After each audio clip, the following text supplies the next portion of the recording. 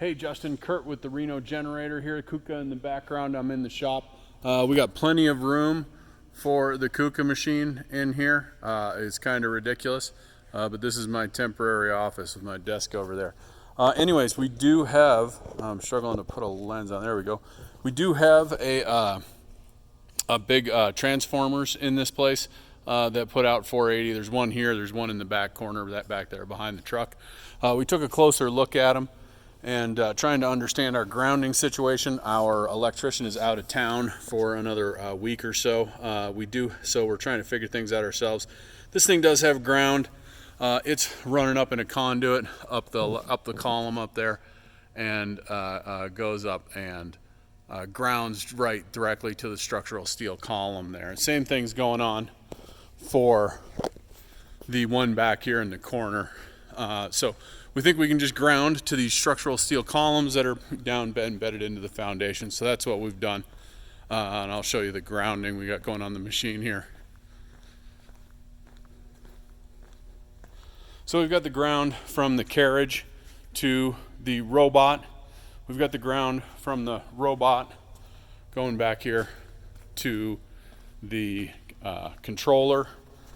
Down in under the controller here, we've got the ground you can see coming from the robot on the right, and then the second one on the left there is a ground that we are going to install into the structural steel column that is behind this drywall wall here, and going down into the foundation here at that foundation location where the column's put in. We're going to just take these grounding wires, cut away some drywall, put them right in there, and call it good. The other grounding cable is going back to the rail here, where the original grounding was on there. So I think we're all good to go. We got the X20 power is set up here, and is coming out the back over here, running down along the rail. We got that plugged in to the X30. Down here on the machine we also have the X31 for the data plugged in here. Assuming that this output here from the data line from the robot is the 7th axis that comes in here. This has got a little tag on it. I'm not sure what the condition of this is, or whether we should be using it. Looks like this is also the 7.1, I believe it is, coming off of the controller, and that's going to be the power for the 7th axis. The gearbox on the 7th axis looks like it had been removed. I just noticed this here today. I hadn't taken a closer look at it, but the gearbox has been removed, and the bolts are loose. At the very least, I clearly need to tighten those up.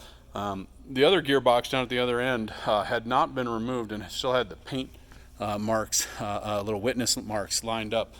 So that one had never come off. Wondering if we should have maybe mounted the robot on the other carriage, but we didn't. And then the only other thing I've got here is the KRC controller is also plugged in down here.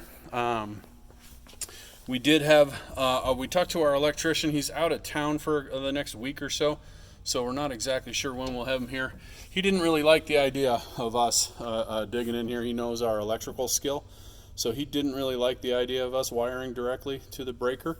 But if we get him in here and get him back, we'll have him just do that. You don't need to necessarily send us that X1 plug. Other than that, I think I'm ready to turn this thing on, and just having never done so before and never fired one of these up before, I just wanted to run this by you. Thanks. Have a great day.